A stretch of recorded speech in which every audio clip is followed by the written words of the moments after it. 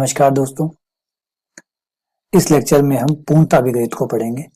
पूर्णता अभिग्रहित, दो अभिग्रहित है पूर्णता के, और ये हमारे लास्ट अभिग्रहित होंगे रियल नंबर के लिए, क्योंकि रियल नंबर के जो अभिग्रहित थे, प्रसार अभिग्रहित वो हम पढ़ चुके, क्षेत्र अभिग्रहित हम पढ़ चुके, क्रम अभिग्रहित हम पढ़ चुके। अब लास्ट है पूर्णता अभिग्रहित। मैं आपको पहले ही बता चुका कि पूर्णता अभिग्रहित जो होते हैं वो इस बात को डिफाइन करते हैं, इनकी वजह से ये बात कंफर्म हो पाती है कि जो रियल नंबर है, रियल नंबर के पास परिमेय संख्याओं के अलावा अपरिमेय संख्याएं भी होती है। अगर पूर्णता अभिग्रहित ना होते तो आप कभी ये प्रूफ नहीं कर पाते कि रियल नंबर के पास √2 होता है, रियल नंबर के पास √2 होता है। तो जो पूर्णता अभिग्रहित होते हैं यही इस बात को कंफर्म करते हैं कि √2 भी होता है, रियल नंबर के पास √2 विद्यमान होता है। ये इसका नतीजा है पूर्णता अभिग्रहित का। पूर्णता अभिग्रहित में दो अभिग्रहित है, एक तो है उच्चक अभिग्रहित और एक है निम्नक अभिग्रहित। उच्चक एवं निम्नक अभिग्रहित, चलिए मैं लिखा देता हूं आपको। नंबर 1 जिसे उच्चक अभिग्रहित कहते हैं। उच्चक अभिग्रहित जो ये कहता है कि क्रमिक क्षेत्र f, मान लीजिए कोई भी क्रमिक क्षेत्र f है, कोई भी क्रमिक क्षेत्र f के प्रत्येक ऊपर की ओर परिबद्ध, जो ऊपर की ओर बंधा हुआ हो, अरिक्त उप समुच्चय प्रत्येक ऊपर की ओर परिबद्ध अरिक्त उप समुच्चय S का उच्चक F में विद्यमान होता है। अगर वो पूर्णता अभिग्रहित को मानता है, तो अगर पूर्णता अभिग्रहित को मानता है तो ऊपर की ओर बंधा हुआ हर उप समुच्चय, ऊपर की ओर जो बंधा हुआ है मतलब जिसका ऊपरी परिबंध विद्यमान है, उसका उच्चक भी विद्यमान। अब आप समझेंगे, आप बोलेंगे सर जब ऊपरी परिबंध विद्यमान है तो उच्चक तो विद्यमान होगा ही होगा। नहीं बेटा, बिल्कुल नहीं होता। ऊपरी परिबंध होने के बावजूद भी कईयों का उच्चक विद्यमान नहीं होता। सिर्फ रियल नंबर में ये खासियत है, क्योंकि आप शुरुआत से रियल नंबर पढ़ रहे हैं इसको, आप इसलिए आपको ये लगता है कि जो भी ऊपर से बंधा हुआ होगा उसका उच्चक जरूर होगा। अभी मैं आपको डिटेल में एक एक एग्जांपल देके इसको क्लियर कराऊंगा कि देखिए, और प्रूफ भी कराऊंगा। एक थ्योरम आएगी जिसमें प्रूफ कराऊंगा कि देखिए ऊपरी परिबंध है लेकिन उसके बाद भी उच्चक नहीं है। फॉर एग्जाम्पल इसका एग्जाम्पल चाहते हैं आप इसका, तो वो लीजिए क्यू, रैशनल नंबर जो होते हैं वो क्रमित क्षेत्र है, क्रमित है, प्रसार अभिग्रहित को पूरा करते हैं, क्रम अभिग्रहित को पूरा करते हैं, क्षेत्र अभिग्रहित को पूरा करते हैं, लेकिन पूर्णता अभिग्रहित को पूरा नहीं करते। इनके पास ऊपर की ओर जो भी समुच्चय बनता है, जो ऊपर की ओर परिबद्ध हो, जरूरी नहीं है उसका उच्चक इनके पास हो, नहीं मिलेगा इनके पास उच्चक नहीं मिलता। चलिए वो बात की बात है, एक बार पहले लिख लेते हैं फिर बात करते हैं। ऐसे ही निम्नक की बात है। निम्नक अभिग्रहित क्रमिक क्षेत्र F के प्रत्येक नीचे की ओर परिबद्ध, जो नीचे से बंधा हुआ है, नीचे की ओर परिबद्ध अरिक्त उप समुच्चय का निम्नक F में विद्यमान होता है। मतलब जो नीचे से बंधा हुआ है, नीचे से परिबद्ध है, उसका निम्नक जरूर होगा। ऊपर से बंधा हुआ है उसका उच्चक होना चाहिए, नीचे से बंधा हुआ है उसका निम्नक होना चाहिए।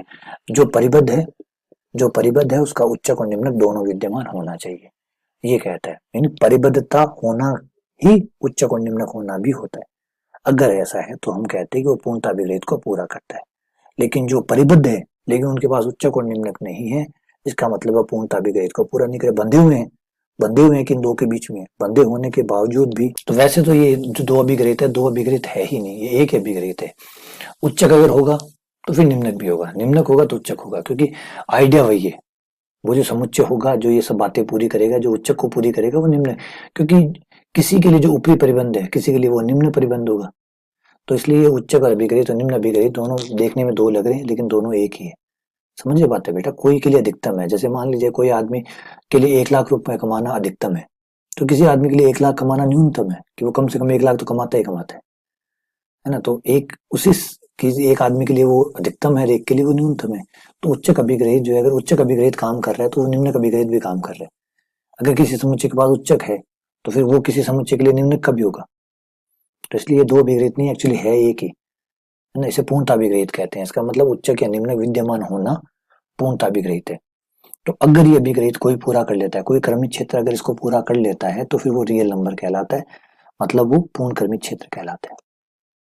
तो परिभाषा क्या बनी पूर्ण क्रमिक क्षेत्र की? पूर्ण क्रमिक क्षेत्र कंप्लीट ऑर्डर फील्ड। यदि कोई क्रमिक क्षेत्र यदि कोई क्रमित क्षेत्र पूर्णता अभिग्रहित को भी संतुष्ट करता है, यदि कोई क्रमित क्षेत्र पूर्णता अभिग्रहित की पालना करता है या संतुष्ट करता है, पूर्णता अभिग्रहित की पालना करता है या संतुष्ट करता है, तो वह पूर्ण क्रमित क्षेत्र कहलाता है, तो वह पूर्ण क्रमित क्षेत्र कहलाता है। और हमारे रियल नंबर के पास ये सारी विशेषताएं हैं।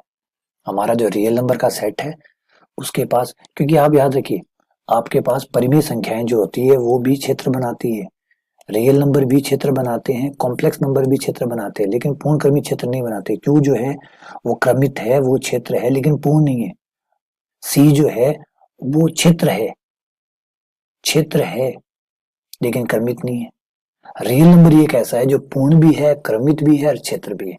तो ये हो गया ना, ये अभिग्रहित जो है ये पूरे रियल नंबर को सही ढंग से डिफाइंड या उसे अलग करने में काम आते हैं कि रियल नंबर कॉम्प्लेक्स नंबर से कैसे अलग है, क्यू से कैसे अलग है, ये पूर्ण भी है, ये क्रमित भी है और ये क्षेत्र भी है। ये तीनों चीजें ये पूर्ण क्रमित क्षेत्र है।